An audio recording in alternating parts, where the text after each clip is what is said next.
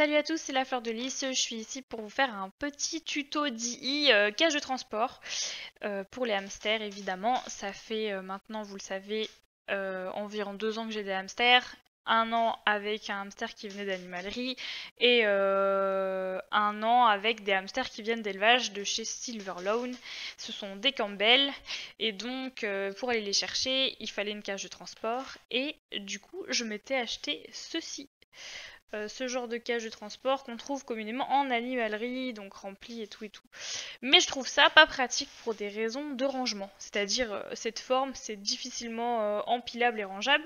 Du coup j'ai vu que mes petites camarades du club, elles utilisaient ce genre de boîte. Si j'arrive à la sortir, je vous la montre. Ce genre de boîte, en fait c'est bêtement une boîte de rangement classique où elles ont découpé le couvercle et mis du grillage à poules. Et je voulais vous faire le petit DI parce qu'il y en a qui n'osent pas trop franchir le pas. Moi j'ai mis du temps avant de franchir le pas. Et donc je vais vous faire le petit DI de la fabrication de cette boîte. Donc vous aurez besoin de ce genre de boîte du coup si c'est une plaie. De ce genre de boîte. Voilà. Vous aurez besoin d'un marqueur, vous aurez besoin d'un cutter, d'une bougie pour chauffer le cutter parce que parfois quand on achète en commerce le plastique il est un peu épais, je sais pas si on voit bien à la caméra mais il est un petit peu épais, donc avec juste le cutter j'ai galéré à le couper, donc j'ai chauffé à la bougie et je l'ai coupé. Vous avez besoin d'un peu de grillage à poules de type carré parce que les hamsters c'est des petits animaux et donc si vous prenez du gros grillage à poules il risque de s'échapper. C'est pour l'aération qu'on utilise le grillage à poules. Et vous aurez besoin de ce que j'ai oublié, du fil de fer, je vais vous montrer sur le couvercle que j'ai déjà fabriqué. Vous avez là des petits... du fil de fer ou des serflex, ça marche aussi, des serflex, des Colson, des petits colliers de serrage, je sais pas comment vous appelez ça. Vous aurez besoin d'un mètre, si vous voulez faire ça proprement. Il y a le machin qui vient de se casser la figure. Et j'ai pris des ciseaux, mais c'est plus pour découper le grillage à poules en vrai. Je suis allée chercher le fil de fer et et aussi je sais pas si je vous l'ai dit juste avant mais il faudra une perceuse. Après vous n'êtes pas obligé d'avoir une perceuse, hein. Vous pouvez aussi faire ça avec un fer à souder pour la découpe, ça marche aussi. Vous pouvez aussi utiliser un bâton pour échauffer pour faire des trous pour pouvoir attacher les fils de fer. Bref, on va faire ça ensemble, ça va être rigolo. Pour moi, pour les nains, j'ai pris des boîtes qui font 26 sur 17,5 cm. Et donc, je me suis mise à découper à partir de 3 cm du bord. Donc, je fais mes petites marques. Voilà.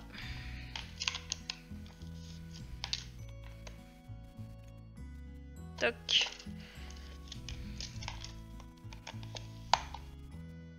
Parfait, ça fait 3 cm à peu près. On n'est pas à la perfection près, hein, mais voilà, ça fait bien 3 cm.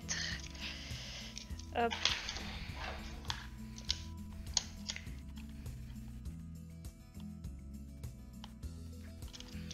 Et pareil ici. Toc. Vérifions. 3 cm. J'ai fait ça bien par rapport à la dernière fois. La première fois j'étais un petit peu moins vite quand même.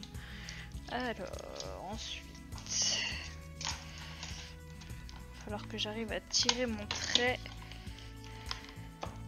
parce que c'est pas très droit, le couvercle n'est pas très droit mais c'est juste pour moi avoir un repère quand je vais couper au cutter. Et c'est pas super droit mais on s'en fout, l'important c'est que ça fasse un trait directionnel. Après il y en a qui diront que je m'embête bien mais j'aime bien faire les choses proprement. Voilà. Donc ça vous donne quelque chose comme ceci, ça sera beaucoup moins propre après mais c'est pas un problème. Donc moi je laisse toujours une petite marge pour pouvoir faire les trous ici, pour pouvoir attacher le grillage à poules. Et pendant le temps où je découpe, je vais vous montrer un petit peu le début comment c'est, mais je vais vous épargner quand même la découpe principale parce que ça prend un peu de temps. Et donc je vous retrouve tout à l'heure.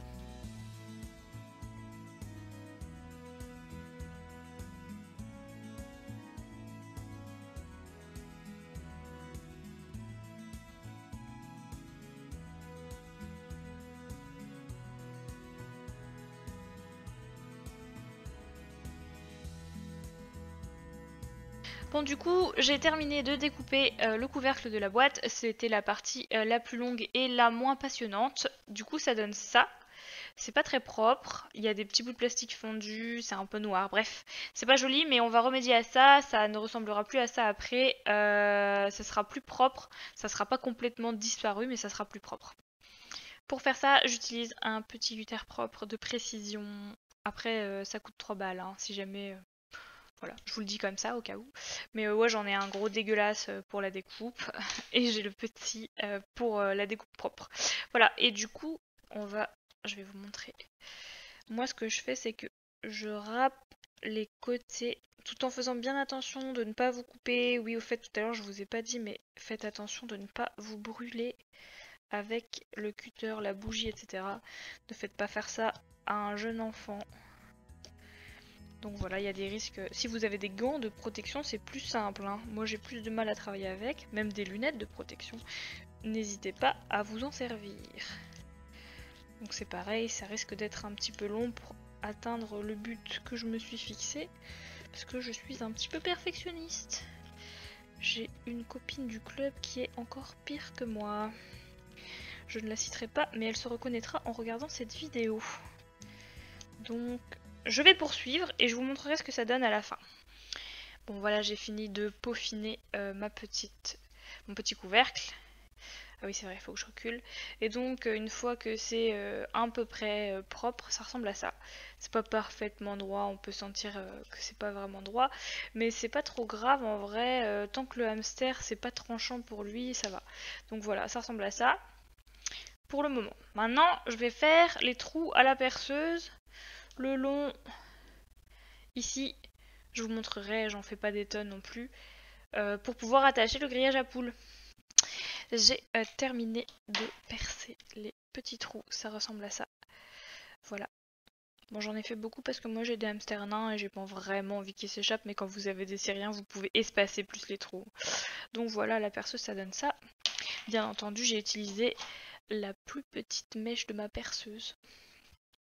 Parce que j'ai pas besoin de faire des trous énormes, hein, donc j'ai fait les plus petits. Maintenant, on va découper le grillage à poules aux dimensions de la boîte. Donc j'ai déjà pré-coupé ce bout de grillage à poules la dernière fois pour faire la première boîte de transport et du coup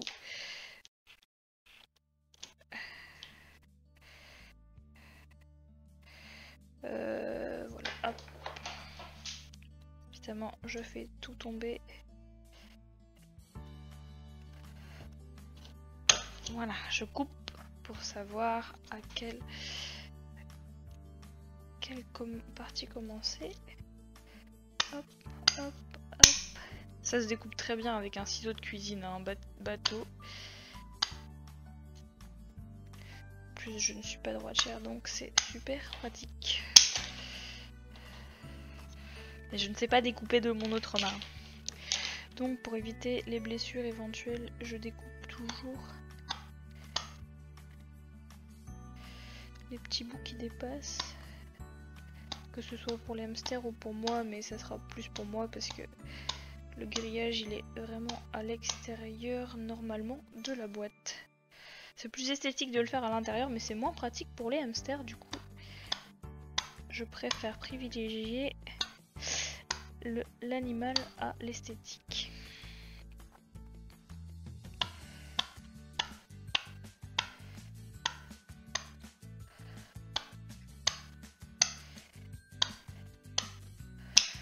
Hop.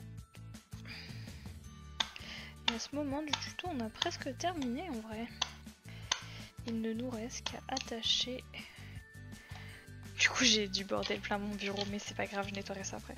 Donc voilà, ça ressemble à ça. Et donc, j'ai plus qu'à attacher avec des petits bouts de fil de fer, si je retrouve ce que j'ai fait. Du fil de fer, il est là. Donc, après, vous prenez ce que vous voulez. Moi, j'ai pris du fil de fer. Vous pouvez prendre des serflex. C'est comme je vous disais la dernière fois.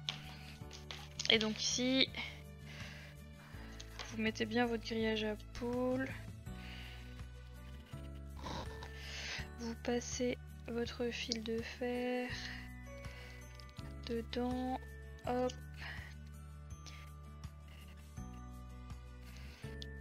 Et vous tournez En général, je tourne le couvercle un certain nombre de fois. Hop. Voilà. Et après, je découperai le surplus ou je couperai des bouts plus petits. J'attache déjà aux 4 coins, c'est plus simple. Et je ferai le reste après. Donc voilà, une fois que j'ai fait ça, je vais passer le fil de fer dans tous les autres. Et après, je couperai les petits bouts là qui dépassent. Et voilà, le couvercle est terminé. Ça prend un peu de temps, mais en vrai, c'est sympa à faire et je peux empiler mes boîtes maintenant. Et ça, c'est vraiment chouette. Hop, comme ça, je peux les ranger de cette manière.